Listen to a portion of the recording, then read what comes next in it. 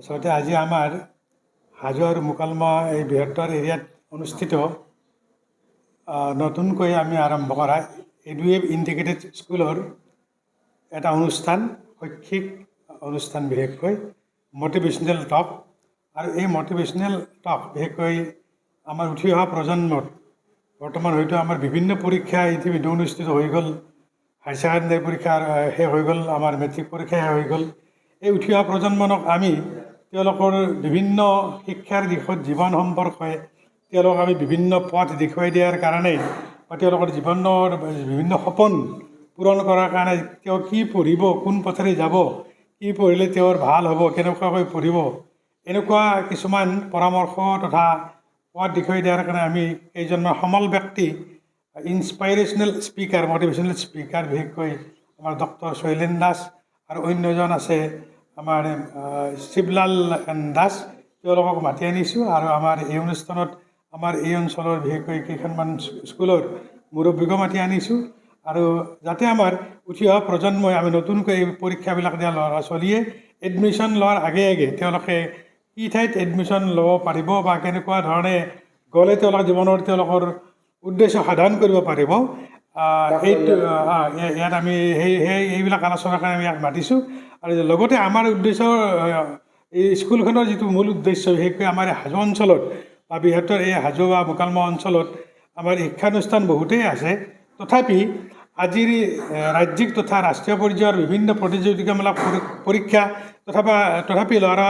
ছোৱালী বা উঠি অহা প্ৰজন্মই নিজৰ জীৱনটো ভালকৈ চলোৱাৰ কাৰণে, নিজৰ ব্যক্তিত্ব গঢ়াৰ কাৰণে আমি দেখিবলৈ পাইছোঁ বহুত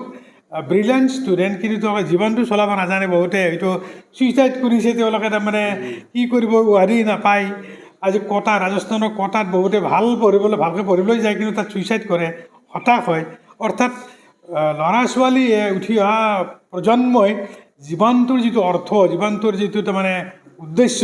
এইটো কেনেকৈ তেওঁলোকে ভালকৈ বুজিব পাৰিব। তেওঁৰ ভিতৰত যে অফুৰন্ত শক্তি আছে এজন ডেকা হিচাপে, তেওঁ সেই অফুৰন্ত শক্তি মানুহৰ শ্ৰেষ্ঠ মানৱৰ তাৰমানে কি মানুহ হিচাপে, শ্ৰেষ্ঠ জীৱ হিচাপে তেওঁৰ ভিতৰত থকা যিটো শক্তি, এইটো যাতে তেওঁ ভাল অৰ্থত বিকশিত কৰিব পাৰে সমাজৰ কল্যাণৰ কাৰণে, মানুহৰ কল্যাণৰ কাৰণে। কাৰণ আমি দেখিছোঁ ভাৰতবৰ্ষ এখন বৃহৎ জনসংখ্যাৰ দেশ, কিন্তু আমি শিক্ষাটো বহুত আগবাঢ়িছোঁ, কিন্তু আমাৰ উপলব্ধি হৈছে এনেকুৱা, আমি যে শিক্ষিত হৈছোঁ, আমি আচল অৰ্থত আমাৰ ভাৰতৰ যিটো ঐতিহ্য, আমাৰ দেশৰ ঐতিহ্য, আমাৰ আধ্যাত্মিকতা, এইবিলাকত আমি আচল অৰ্থত গুৰুত্ব দিছোঁ নেকি? কাৰণ আমি আচলতে আমি হ'লেও আমাৰ জাতিৰ পিতা মহাত্মা গান্ধীৰ সেইখনৰ দেশৰ আমি নাগৰিক। গতিকে আমি আচল অৰ্থত আমি ভাল যদি নাগৰিক হ'ব খোজোঁ, সুযোগ্য নাগৰিক হ'ব, নিশ্চয়কৈ আমি ভালকৈ শিক্ষা গ্ৰহণ কৰিব লাগিব। মানুহে নিজক বুজি পাব লাগিব, দেশক বুজি পাব লাগিব, ওচৰ চুবুৰীয়াক ভাল পাব লাগিব মানুহ হিচাপে। তেতিয়াহে আচলতে তেওঁ শিক্ষা লৈ তেওঁ সমাজখনৰ উন্নয়ন কৰিব পাৰিব। আৰু ভাৰতবৰ্ষৰ প্ৰতিজন উঠি অহা প্ৰজন্মই এই যিটো গুণগত শিক্ষা, মানুহৰ শিক্ষা, এইটো শিক্ষা ল'লেহে আচলতে আমাৰ দেশখন উন্নত হ'ব। নহ'লে যদি আমি কিছুমান দুৰ্নীতিগ্ৰস্ত অফিচাৰ উৎপাদন কৰোঁ, দেশৰ কেনেকৈ আমি ভাল আশা কৰিম? আমাৰ যদি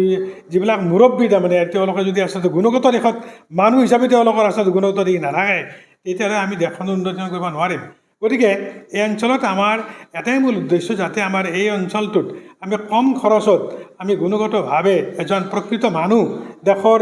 নাগৰিক, দেশৰ মানুহক ভাল পোৱা, নিজৰ দেশক সংস্কৃতিক ভাল পোৱা একোজন আমি নাগৰিক সৃষ্টি কৰিব পাৰোঁ। এই উদ্দেশ্যে আমাৰ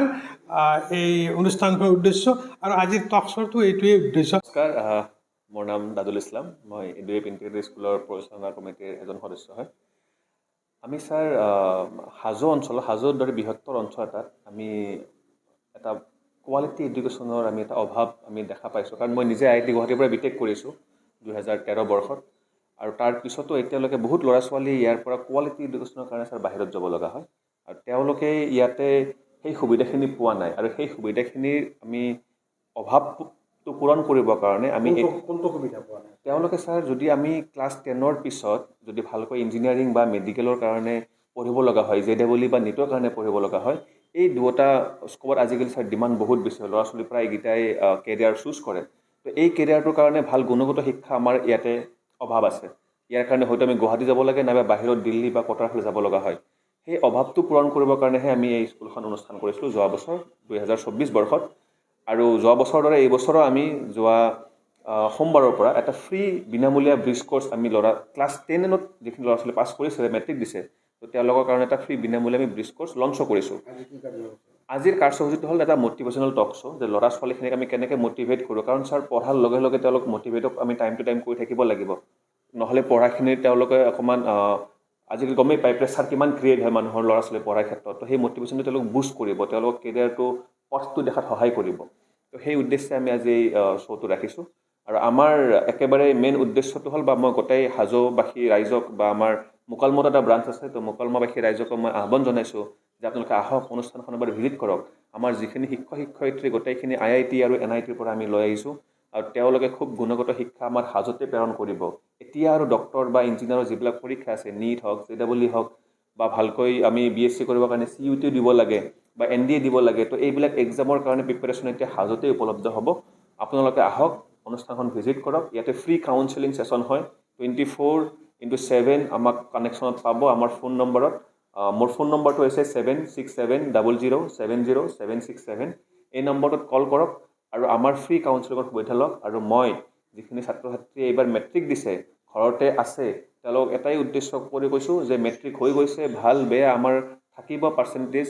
কথাটো হ'ল আমিতো ৰৈ থাকিব নালাগিব কাৰণ আমি পঢ়িব লাগিব আগন্তুক জাৰ্ণিটো আমি ষ্টাৰ্ট কৰিব লাগিব তো এই 2 মাহ তোমালোকে ঘৰত থাকি কেনে অযথাই টাইম খৰচ নকৰি পঢ়াৰ পাতিটো যিহেতু আমাৰ লিংকটো কাটি যায় মেট্ৰিকৰ পিছত তোমালোকে আহা আমাৰ ব্ৰিজ কোৰ্চটো জইন কৰা এই কোৰ্চটোৰ পৰা এটলিষ্ট তোমালোকে কেৰিয়াৰৰ উদ্দেশ্যখিনি গম পাবা যে আমি কেনেকৈ কেৰিয়াৰক লৈ আগবাঢ়িম জৰুৰী নহয় যে ডক্টৰ আৰু ইঞ্জিনিয়াৰে হ'ম